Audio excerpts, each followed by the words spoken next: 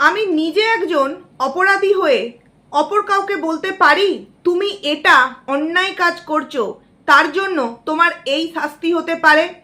আমি নিজে চরম থেকে চরমতম অন্যায় কাজ করেছি, তারপরেও আমি অন্যান্য মানুষদেরকে বলতে পারি কি যে তোমরা যদি এই সীমাটা পার করো বা এই বিষয়টা যদি লঙ্ঘন করো তাহলে তোমাদেরকে কোর্ট অবধি টানবো, আইন অবধি তোমাদেরকে দেখে নেবো।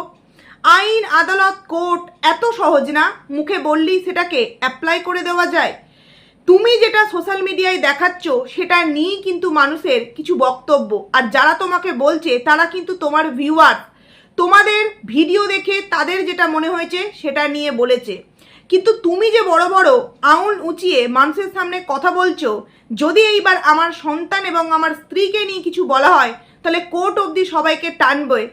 তাহলে যারা তোমার দিদির ভিডিওর আগের দিনের কমেন্ট সেকশানে দেখেছে, একজন যখন কমেন্টস করেছে পরিষ্কার করে বলো তো তোমার মাকে কি তোমার ভাই মারে?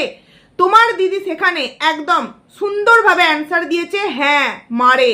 আর এই যে কমেন্টসের স্ক্রিনশটটা নিয়ে গিয়ে যদি আইন আদালতে দেখানো হয় তাহলে তুমি কি ভাবছো খুব সুন্দর একটা উপাধি পাবে মায়ের গায়ে হাত তোলার জন্য? আগে নিজের দিকটা একটুখানি দেখো, তারপর তো ভিউয়ার্সদেরকে বলতে আসবে। সোশ্যাল মিডিয়া, এখানে মানুষ ভিডিও করে এটা জেনেই যে আমার প্রত্যেকটা বিষয় মানুষের ভালো লাগবে না, মানুষ মানুষের দিক থেকে যেটা মনে হবে সেটা কমেন্ট করবে। তবে হ্যাঁ, মানে ফুলের মতো দুটো বাচ্চাকে নিয়ে প্লিজ তোমরা কেউ নেগেটিভ কমেন্ট করো না, কারণ তারা নিষ্পাপ। তাদেরকে নিয়ে নোংরা কমেন্ট করা মানে নিজেদের মনের কদর্য রূপ কিন্তু দেখানো। তাদেরকে বাদ দিয়ে বাকি দুজন যারা আছে তাদেরকে তো বলতেই পারো, কারণ তারাও কিন্তু কম দোষের দোষী না। ওই যে বললাম, তুমি কাউকে বলছো আইন অবধি টানবে, আর তুমি যে অপরাধ করেছো সব থেকে বড় অপরাধ, মহান পাপ করেছো। যেই মা তোমাকে জন্ম দিয়েছে সেই মায়ের গায়ে তুমি হাত তুলেছো, একবার নয় অনেকবার। আর আজকে দিদি সেটা সোশ্যাল মিডিয়ায় সবার সামনে কমেন্টসের মাধ্যমে জানান দিয়েছে। তো তোমরা নিশ্চয়ই বুঝতে পারছো না আমি আমার এই ভিডিওটা ঠিক কাকে নিয়ে করছি। মিতু এবং তানিশ এবং দীপালিদিকে নিয়ে আমার এই ভিডিও। তো প্রথমেই বলি, হ্যালো আমার প্রিয় পরিবার, কেমন আছো তোমরা সবাই? আশা করছি খুব ভালো আছো, আমিও খুব ভালো আছি। পায়েলস ফ্যামিলিতে নতুন একটি ভিডিওই তোমাদের অনেক অনেক স্বাগত জানাচ্ছি। অনেক দিন পর আবারও এদেরকে নিয়ে কন্টেন্ট করছি, কারণ এরা কয়েকদিন যাবৎ কন্ট্রোভার্সিয়াল কন্টেন্ট কিন্তু দিচ্ছে। যেহেতু অন্যান্য কন্টেন্টে অনেকটা ব্যস্ত, তাই ওই টাইটেল থাম্বনেল কিছুটা ভিডিও দেখে কিন্তু বেরিয়ে গিয়েছে, সময় পাইনি এদেরকে নিয়ে ভিডিও দেওয়ার। বাট কালকে আমার অন্য ভিডিওর কমেন্ট সেকশানে প্রায় অনেক কজন ভিউয়ার্স আমাকে কমেন্ট করেছে, পায়েল জানো তানিশ তার মায়ের গায়ে হাত তুলেছে। আমি না জাস্ট শুনে অবাক, কারণ তানিশ যথেষ্ট শিক্ষিত ভদ্র একজন ছেলে দেখে মনে হয়। সে যতই খারাপ কাজ করতে পারুক না কেন, কখনো নিজের স্ত্রী বা নিজের মায়ের গায়ে বা নিজের বাবার গায়ে হাত তুলবে এমন অবস্থা হয়তো তানিশের হয়নি, এতটাও বুদ্ধিলোভ হয়তো তানিশের হয়নি। কিন্তু যখন ভাবলাম চলো বিষয়টাকে নিয়ে একটু ছানবিন করি, তখন যখন দীপালিদির ভিডিও দেখলাম, দীপালিদির ভিডিওর কমেন্ট সেকশানে একদম স্পষ্টভাবে দীপালিদি জানিয়েছে যে হ্যাঁ আমার মাকে কিন্তু মারে। এর পরিপ্রেক্ষিতে এই যে মহান তানিশ, তোমার কি বক্তব্য থাকবে? তোমার সন্তান, অবশ্যই তোমার সন্তান ফুলের মতো নিষ্পাপ, তাকে নিয়ে কারো কিছু বললে অবশ্যই তোমাদের খারাপ লাগবে। এবং তোমরা যেটা বলেছো যে ঠিক আছে আমার সন্তানকে নিয়ে বললে অবশ্যই আমি এটাকে নিয়ে দূর অবধি পৌঁছাবো, কিন্তু একবার ভেবে দেখো তো, আজকে তোমার সন্তান মানে তোমরা দুজন অনেকটা কষ্ট করে তোমাদের সন্তানকে মানুষ করছো, আর তোমার মা বাবা তারাও কিন্তু হয়তো তোমাদের থেকেও আরো অনেক কষ্টে তোমাদের 3 ভাই বোনকে মানুষ করেছে। তারপর যখন সেই সন্তানকে মানুষ করার পর বড় হয়ে যদি গায়ে হাত তোলে তাদের কতটা কষ্ট লাগছে।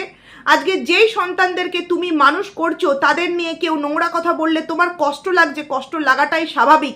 সেই সন্তান যদি বড় হয়ে তোমার বা তোমার স্ত্রীর গায়ে হাত তোলে তাহলে তোমাদের আঘাতটা তখন কোথায় গিয়ে লাগবে? যে আমি আমার বাচ্চার জন্য কত কিনাই ত্যাগ করেছি জীবনে, শখ, আনন্দ, ভালো লাগা, মন্দ লাগা সমস্ত কিছু ত্যাগ করেছি শুধু এই দুটো ফুলকে মানুষ করবার জন্য। আর তারাই আজকে বড় হয়ে নিজেদের রূপটা দেখিয়ে দিল, কেমন লাগবে তখন তানিশ? তাহলে ঘটনার কিন্তু পুনরাবৃত্ত সবসময়ের জন্য ঘটে, তাই মানুষকে আঙুল তুলে হুঁশিয়ারি দেওয়ার আগে নিজের দিকটা পরিষ্কার করার চেষ্টা করো। তো যাই হোক, ভিডিও আমি এখন করছি, কখন ভিডিও দিতে পারবো আমি জানি না, কারণ সকাল থেকে ওয়াইফাই নেই, বারংবার ফোন করছি, কোনো মতেই রিচার্জ করে দিচ্ছে না। মানে কি বলতো, যেখানে রিচার্জ করে বলছে কিছুক্ষণ পর অলরেডি এর আগে আমি একটা অনেকক্ষণ প্রায় 2 ঘন্টা হয়ে গেল এর আগে আমি একটা ভিডিও করেছি আমাদের সায়নী চক্রবর্তীকে নিয়ে, তো ওই ভিডিওটা দেব, তারপর এই ভিডিওটা তোমাদেরকে দেবো, মানে পরপর ভিডিওগুলো করে যাচ্ছি, ভিডিওগুলো পরপর তোমরা পাবে। চলে আসি ভিডিওর মূল বিষয়বস্তুতে। তো এই বিষয়টাকে নিয়ে তো পরে বলবো, এই তানিশকে নিয়ে। তার আগে দীপালিদিকে নিয়ে কিছু কথা বলতে চাই। প্রথম থেকেই যখন প্রিয়া, দীপালিদি, তারপর তোমার কল্পনা, এই মিতু, তানিশ এদেরকে নিয়ে কিছু বছর আগে যখন বিশাল কন্ট্রোভার্সিয়াল ভিডিও চলতো, তখন কিন্তু আমি একটা কথা বলেছিলাম যে দীপালিদি সম্পূর্ণ অন্য একজন মানুষ, এবং দীপালিদিকে আমি বারবার আমার ভিডিওর মাধ্যমে রিকোয়েস্ট করেছিলাম যে তুমি কোনো কন্ট্রোভার্সির মধ্যে পড়বে না, তুমি তোমার লাইফে এমনিতেই প্রচণ্ড টেনশনে থাকো, প্রচণ্ড একটা কি বলবো কষ্টকর একটা জীবন তুমি কাটাও, তো তুমি আর প্লিজ কন্ট্রোভার্সির মধ্যে এসো না। কারণ তোমাকে যে প্রত্যেকটা মানুষ ভালোবাসবে, তোমাকে যে ভালো ভালো কমেন্ট করবে এমনটা নয়, এমনিতেই তুমি সংসারের দিক থেকে অনেকটা ভেঙে আছো, আর যদি নেগেটিভ কমেন্টের সম্মুখীন হতে হয়, কন্ট্রোভার্সি ক্রিয়েটারদের মুখে যদি তোমাকে পড়তে হয়, তাহলে কিন্তু কেউ তোমাকে ছেড়ে কথা বলবে না। পারবে তো সেই কন্ট্রোভার্সিয়াল কন্টেন্টগুলো তুমি নিতে বা সহ্য করতে? তো তারপর দেখেছিলাম দীপালিদি আমার ভিডিওতে এসেও অনেকবার কমেন্ট করেছিল, আমার মোটমাট কথা ভালো লাগে, পার্সোনালি চিনি না, বাট ভিডিওর মাধ্যমে তাকে কিন্তু আমার একটা পরিষ্কার মনের মেয়ে হিসাবে মনে হয়। তার কয়েকদিনের ভিডিও, তার হাজবেন্ড তার উপর অত্যাচার করে, মারধর করে, তার এই জায়গাগুলোকে মেরে কিন্তু একদম কেটে দিয়েছে। দেখো, সে বলছে যে এগুলো সে জানাতো না, সে হয়তো অনেক কিছু সহ্য করেছে, অনেক কিছু ভেবে চিনতে। একটা মা মানে তো অনেক কিছু সহ্য করতে হয়। তার তিনটে কন্যা সন্তানকে বিয়ে দিতে গেলে অনেক রকম কিন্তু ঝড় ঝাপটা অনেক কিছু আসে। কারণ একটা ছেলে যখন একটা পরিবারে একটা মেয়ে দেবে, বা একটা মেয়ের সাথে একটা ছেলের সাথে যখন বিয়ে হবে, মানে ছেলের পরিবার বলো আর মেয়ের পরিবার বলো, দুই পরিবারই আগে মেয়ে এবং ছেলের সাথে সাথে তাদের ব্যাকগ্রাউন্ড, তাদের যে পরিবার সমস্তটা কিন্তু দেখে। এবং দেখার পর যদি এটা জানতে পারে যে মা একজন ডিভোর্সি মহিলা বা বাবা একজন মাতাল, তাহলে মেয়েগুলোর সংসার হয়তো এই মায়ের মতনই হবে। এই ভয়ে দীপালিদি অনেক কিছু সোশ্যাল মিডিয়ায় জানায় না, বা অনেকে যখন তাকে ডিভোর্সের কথা বলেছে, বা তার হতে পারে অনেক ভিউয়ার্স বা তার বাপের বাড়ি থেকেও বলা হয়েছে, সে কিন্তু রাজি হয়নি, কারণ তার মেয়েগুলোর বিয়ে হয়নি। প্রথম কথা, তার বড় মেয়ে আমি জানি না কতটা ঠিক বড়, হয়তো 17+ এরকম এজ হবে, 17 বা 18+ এরকম এজ হবে। মেয়েগুলোর বিয়ের কথা এখন তো চিন্তা করবেই না, কারণ তুমি হচ্ছ এক অভাগী মা, এবং অভাগী তোমার প্রত্যেকটা পরিস্থিতিতে আমরা এই মুহূর্তে দেখতে পাচ্ছি। তাই নিজের মতো নিজের মেয়ের জীবনগুলোকে কিন্তু নিজের হাতে নষ্ট করো না। আজকে 18টা বছর তুমি কষ্ট করে তোমার জীবনটা এই অবধি নিয়ে এসেছো, সেই রকম একটা জীবন মেয়েগুলোকে অন্তত উপহার দিও না। মেয়েগুলোকে নিজের পায়ে আগে দাঁড় করাবার চেষ্টা করো। বড় মেয়েটা মোটামুটি ভালোই লেখাপড়া শিখেছে, চেষ্টা করো কোনো রকম কোনো কোর্স করাবার, ধরো কোনো বিউটিশিয়ানের কোর্স, কোনো সেলাইয়ের কাজ, বা এরকম অনেক কাজ থাকে ওষুধের দোকানে, শপিং মলে, বা এরকম অনেক কাজ থাকে যেখানে কিন্তু মোটামুটি পড়াশোনা জানলে কিন্তু পাওয়া যায়। এবং তার সাথে সাথে যেই সমস্ত ফর্মগুলো বেরোচ্ছে মাধ্যমিক পাসের, সেগুলো মেয়েগুলোকে পরীক্ষা দিতে বলো। ভগবান একদিকে তোমাকে কপালটা খারাপ দিয়েছে, তো কি হয়েছে, তোমার 3 কন্যা সন্তান হয়তো একদিন তোমার কপালে কিন্তু অনেকটা সুখ নিয়ে আসবে, হতেই তো পারে, তাই না? সেক্ষেত্রে মেয়েগুলোকে বিয়ে দেওয়ার কথা একদম চিন্তা করো না।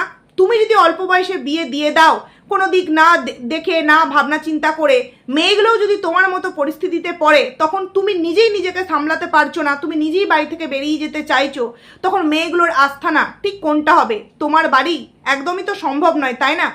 তাই মেয়েগুলোকে বিয়ে দেওয়ার কথা চিন্তা করো না, এবং নিজে কোনো রকম কোনো ভুল পদক্ষেপ নেওয়ার চেষ্টা করো না। কারণ তানিশের ভিডিও থেকে জানতে পারলাম যে বহু বছর আগে দীপালিদি কিন্তু একটা ঘটনা ঘটাতে চেয়েছিল, কিছু একটা পান করে, এবং তারপর সেটা পান করে কিন্তু কোনো একটা গাছের আড়ালে লুকিয়ে গিয়েছিল।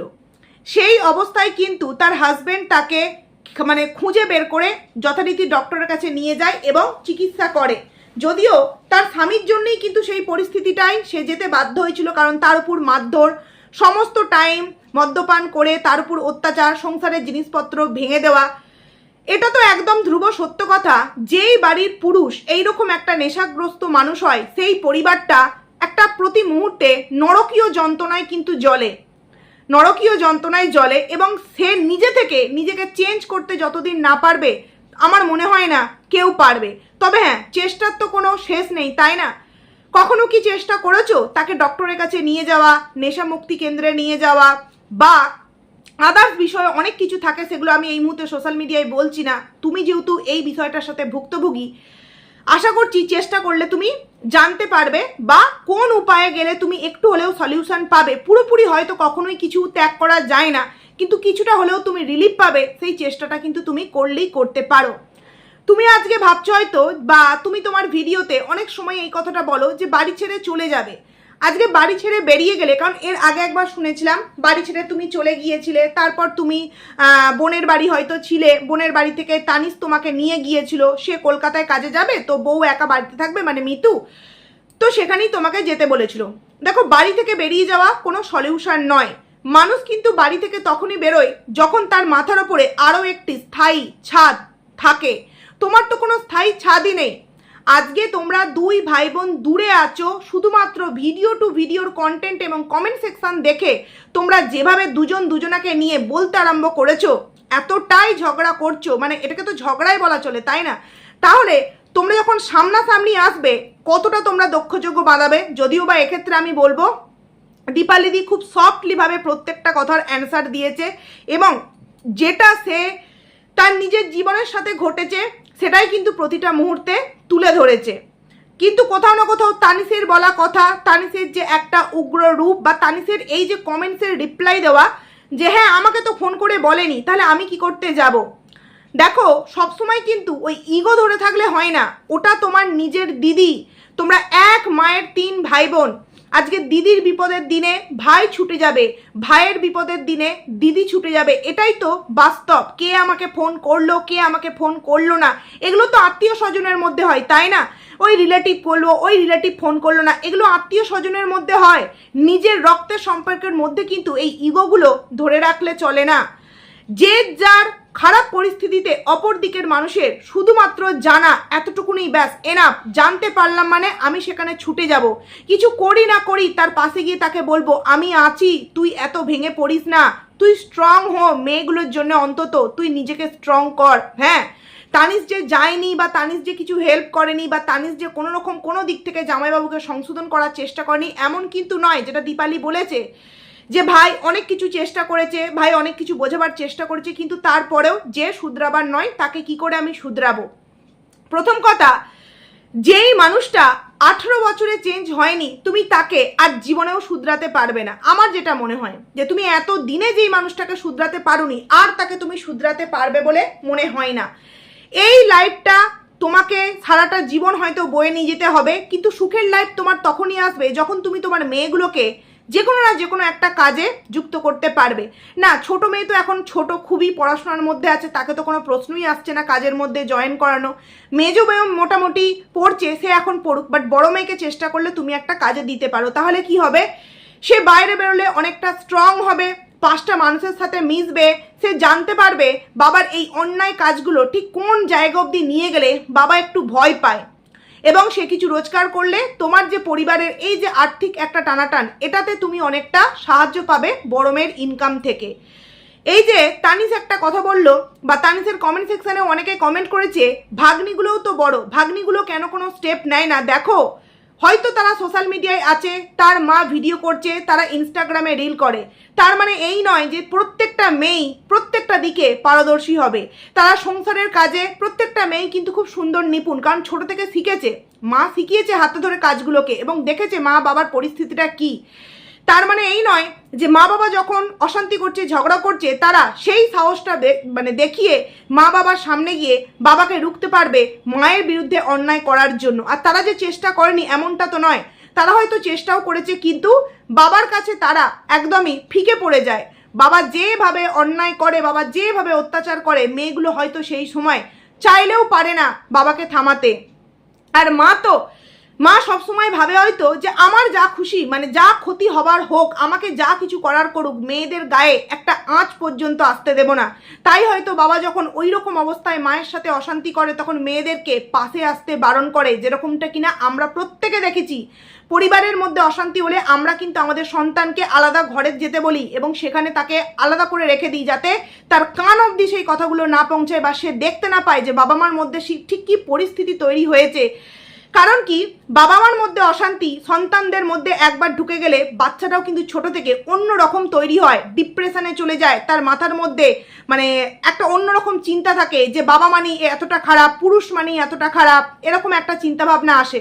তাই হয়তো দীপালিদি মেয়েগুলোকে কখনো এই বিষয়টা সামনাসামনি আনেইনি। আর যদিও প্রতিবাদ করে থাকে সেগুলো তো আমরা ভিডিওতে কখনো দেখতে পাইনি না, কারণ সেই সময় তো ক্যামেরা করার মতো পরিস্থিতি থাকে না।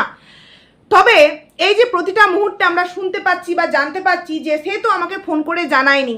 দেখো, নিজের ভাই দিদির এরকম একটা পরিস্থিতি যতই যাই হয়ে যাক না কেন তোমার যাওয়াটা উচিত ছিল। তুমি বললে যে আমার হাতে ছেড়ে দিক, আমি দেখে নেবো কিভাবে কি করতে হয়, কিভাবে আমি শাসন করতে হয়, কিভাবে সোজা পথে আনতে হয় আমি দেখে নেব।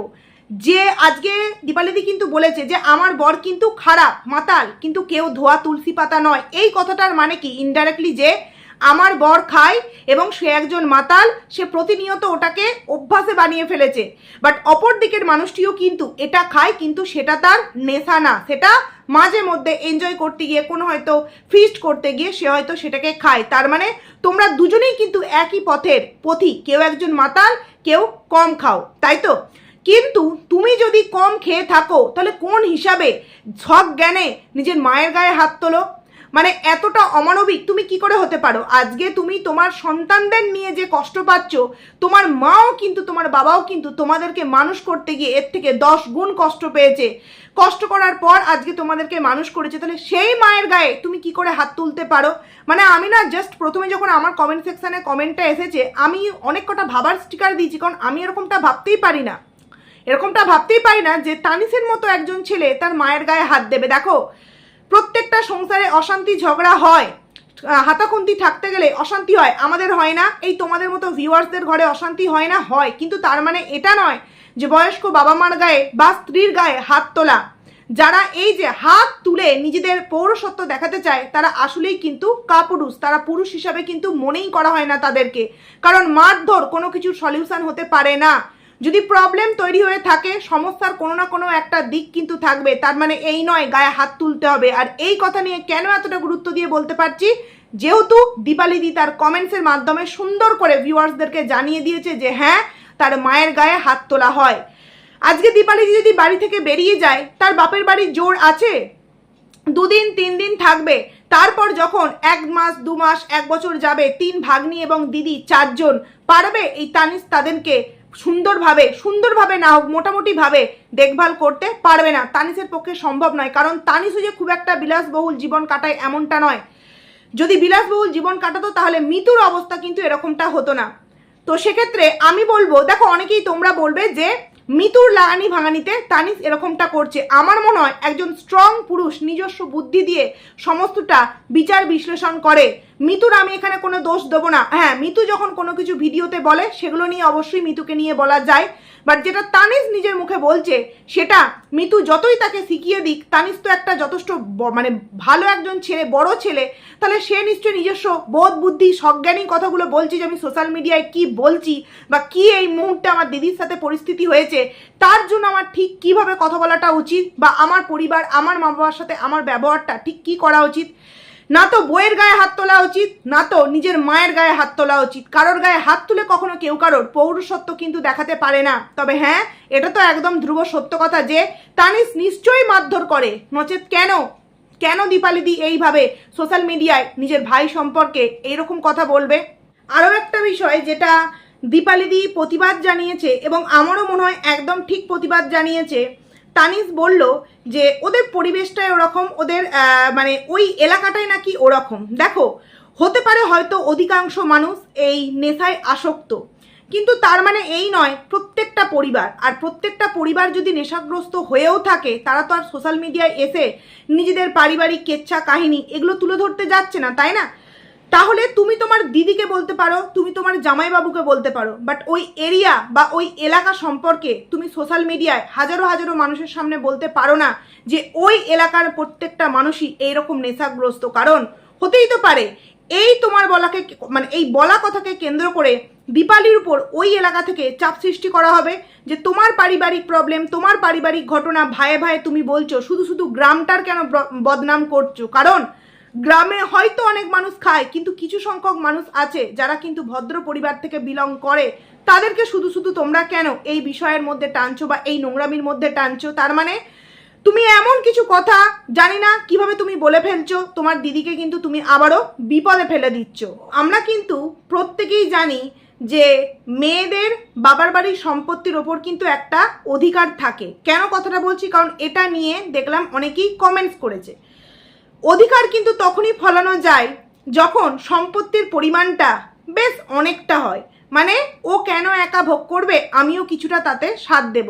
কিন্তু আমার মনে হয় না তানিশের বাবা মা এমন কিছু সম্পত্তি করতে পেরেছে যার ভাগ এই দীপালি গিয়ে নিতে পারবে। কিন্তু হ্যাঁ, দীপালি যদি মনে করে যে আমি আমার বাবার বাড়িতে গিয়ে কিছুদিন থাকবো বা নিজের মতো করে কিছুদিন মেয়েগুলোকে রাখবো, অবশ্যই কিন্তু করতে পারে। এক্ষেত্রে ভাই বলল যে হ্যাঁ তুই আয়, তোর জন্য সবসময়ের জন্য দরজা খোলা। এগুলো বলা না বলা সমান। কারণ কি, বাবার বাড়িতে সন্তানদের, প্রত্যেকটা সন্তানদের কিন্তু সমান অধিকার, এটা আইন থেকে কিন্তু গ্রহণযোগ্যতা দিয়েছে। তার মানে কি, আমরা এটা বুঝতে পারি যে হ্যাঁ বাবার বাড়িতে আমরা যে কোনো সময় যেতে পারি, কিন্তু তারপরেও আমরা মেয়েরা বিয়ে হয়ে যাওয়ার পর শ্বশুর বাড়িতেই আমরা থাকি। বাবার বাড়ির সম্পত্তিতে আমরা কমই একটু মানে উকিঝুঁকি দিই। যখন হিউজ অ্যামাউন্টের সম্পত্তি হয় তখন একটা আলাদা বিষয়, বাট ছোট্টখাট্ট জিনিস নিয়ে আমরা কিন্তু বোন ভাইয়েরা এইভাবে কিন্তু ঝগড়াঝাটি করি না। আজকে কি তানিশ পারতো না? যখন সোশ্যাল মিডিয়ায় দিদির এরকম একটা অবস্থা দেখলো, তখন একবার দিদিকে ফোন করতে, কিরে দিদি কি হয়েছে, কি সব শুনছি, জামাইবাবু আবারও তোর উপর এরকম অত্যাচার করেছে, আমি কি যাব? দেখো, মিতুকে এখানে আমি একদমই দোষ দেবো না যে মিতু বলেছে তবে যায়নি। না, মিতু তো আর সোশ্যাল মিডিয়া এসে বলছে না। আজকে যদি তানিশকে মিতু কিছু শিখিয়েও দেয়, তানিশ একজন যথেষ্ট বুঝদার ছেলে, সে নিজস্ব ব্রেন দিয়ে বুঝবে যে আমার এই মুহূর্তে কোনটা করা উচিত। আজকে যদি দিদির সাথে কোনো একটা অঘটন ঘটে যায়, সেটা কার যাবে? তানিশের দিদি যাবে না? তানিশের দিদির ক্ষতি হবে না? তানিশের কষ্ট হবে না? আজকে দিদি যখন কাঁদছে যে আমি ভগবানের কাছে প্রার্থনা করি আমার বোন, তার হাজবেন্ড, তার সন্তান, আমার ভাই, ভাইয়ের বউ, তার 2 সন্তান যাতে সুখে থাকুক, তেমনি ভাইও নিশ্চয়ই চায় যে আমার দিদিরা ভালো থাকুক, সুখে থাকুক। কিন্তু এই যে প্রত্যেকটা মানুষের মনের মধ্যে এখন ইগো বিষয়টা এত পরিমাণে এসে গেছে যে তুই আমাকে জানাসনি, আমিও তোকে ফোন করব না। দিদি কোন মুখে জানাতো যে ভাই জানিস আমাকে আবারও মারধর করেছে? তার থেকে তুমি যখন জানতে পারলে তখন তুমি তো একবার ফোন করতেই পারতে। 1 লাখ টাকার বিষয়টাকে কেন্দ্র করে কিন্তু দিদি ক্ষমা চেয়েছে ভাইয়ের কাছে, তাই তো আমরা সেটা জানতে পেরেছি যে 1 লাখ টাকার বিষয়টাকে কেন্দ্র করে দিদি কিন্তু ক্ষমাও চেয়েছে। কিন্তু সেই বিষয় নিয়ে অপর দিক থেকে কিন্তু কোনো রকম কোনো উচ্চবাচ্য হয়েছে কি? আমার মনে হয় উচ্চবাচ্য হয়নি। মানে আমি তো অন্তত শুনতে পাইনি, জানতে পারিনি। আমি যদি এখানে ভুল হই অবশ্যই কিন্তু তোমরা কমেন্টস করে জানিও। আমি ভিডিওটা খুব একটা বড় করতে চাইছি না, কারণ ভিডিও আপলোড করব কি করে তোমাদের সামনে জানি না, ছোটোর মধ্যেই করব। তবুও বলবো, তানিশ তুমি যে বললে না আইন অবধি যাবে, তো তুমি যদি আইন অবধি যাও তাহলে তোমার এই করা অন্যায় নিয়েও অন্যান্য মানুষেরা আইনের আওত অবধি যেতে পারে। আর সোশ্যাল মিডিয়ায় আছো মানে নানান রকম কটাক্ষের শিকার হতে হবে। তবে হ্যাঁ, ফুলের মতো বাচ্চাদেরকে নিয়ে যে বা যারা নোংরা কথা বলো, আমার মনে হয় তারা মানুষের মধ্যে পড়ে না। তাদের দুটোকে বাদ দিয়ে বাদবাকি মানুষকে নিয়ে বলো, কারণ তারা এখনো পর্যন্ত কিছু বুঝতে শেখেনি। তার বাবা কেমন, তার মা কেমন, তার দাদু কেমন, ঠাম্মি কেমন, পিসি কেমন, পিসির মেয়েরা কেমন, এগুলো তাদের বোধবুদ্ধি হয়নি। তারা নিষ্পাপ, তাদের মধ্যে কোনো পাপ নেই। তাই তাদেরকে ছেড়ে দিয়ে তোমরা তোমাদের মন্তব্য করতেই পারো। এতটুকুনি তো অন্তত তোমরা তোমাদের মধ্যে মানে মানবিকতা রাখতে পারো যে না, যে এই বাচ্চা দুটো কোনো দোষের ভাগিদার নয়, তাদেরকে অন্তত টেনো না। এটা আমার তরফ থেকে রিকোয়েস্ট। তো যাই হোক, তানিশকে বলবো যে সাবধান, বাবা মার গায়ে হাত তুলো না। এটা কিন্তু মানে কম অন্যায় কাজ নয় বাবা মার গায়ে হাত তোলা। আজকে নিজের সন্তানের যেমন তোমার কষ্ট হচ্ছে না, তেমনি তোমার বাবা মাও তোমাকে অনেক কষ্ট করে মানুষ করেছে। তাই সেই মানুষগুলোকে বয়সকালে গায়ে হাত তুলিয়ে পৌরসত্ব দেখাতে যেও না। তো যাই হোক, চলো বন্ধুরা, ভিডিওটা এখানেই এন্ড করছি। দীপালিদিকে বলবো যে স্ট্রংলি বিষয়টাকে হ্যান্ডেল করার চেষ্টা করো এবং পারিবারিক কেচ্চা কাহিনী বন্ধ করো। তোমাদের দেখছি এই তরফ ওই তরফ 2 তরফেরই ভিডিও আসছে। আজকেও তানিশের ভিডিও নিশ্চয়ই এসেছে, আমি দেখিনি যেহেতু নেট নেই, দেখতে পাচ্ছি না ঠিকভাবে। তো যাই হোক, এই ভিডিওটা থেকে যদি তোমাদের কোনো কিছু বলার থেকে অবশ্যই কমেন্টস করে জানিও। পরবর্তী ভিডিও নিয়ে আবারও খুব তাড়াতাড়ি আসছি। তো চলো, টাটা।